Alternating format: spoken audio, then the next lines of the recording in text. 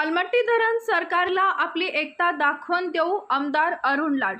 अलमट्टी धरणाच्या उंची वाढी विरोधात करण्यात येणारी आंदोलनाची नियोजन बैठक कडेगाव इथं संपन्न झाली।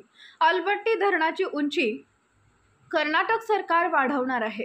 उंची वाढवल्यास सांगली, कोल्हापूर व सातारा जिल्ह्यात महापुराचा धोका वाढणार असल्याने अलमट्टी धरणाची उंची वाढवण्यास पूरग्रस्त तीव्र विरोध करत आहेत। रविवारी अंकली फाटा इथं सर्वपक्षीय आंदोलन करण्यात येणार असून त्याच पार्श्वभूमीवर क्रांती कारखाना कार्यस्थळावर महाराष्ट्र राज्य इरिगेशन फेडरेशनचे अध्यक्ष आमदार अरुण लाड यांच्या अध्यक्षतेखाली नियोजन बैठक पार पडली।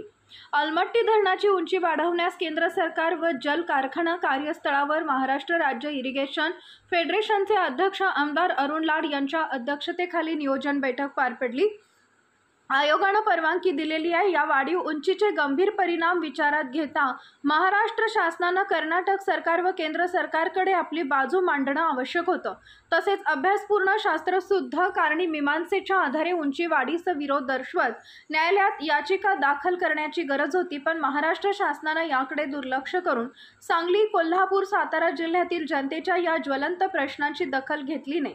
म्हणून महाराष्ट्र सरकारचे या जिव्हाळ्याच्या विषयाकडे लक्ष वेधण्यासाठी उंची वाढवण्यास तीव्र विरोध दर्शवण्यासाठी व महाराष्ट्र शासनाने अलमट्टी धरणाच्या प्रस्तावित उंची वाढी विरोधात न्यायालयात अपील दाखल करावे, या मागण्यांसाठी सर्व पक्ष संघटना यांच्याकडून आंदोलन पुकारण्यात आलं आहे।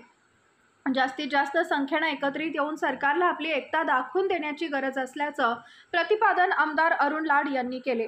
ते पुढे म्हणाले, दरवर्षी येणाऱ्या महापुरावर नियंत्रणात्मक उपाययोजना करण्यात यावी अशी या तीनही जिल्ह्यातील पूरग्रस्त सतत मागणी करत आहेत, पण या दोन्ही बाबतीत महाराष्ट्र सरकार गंभीर नाही। सरकारने आमची भूमिका समजून घेऊन तात्काळ तोडगा काढावा।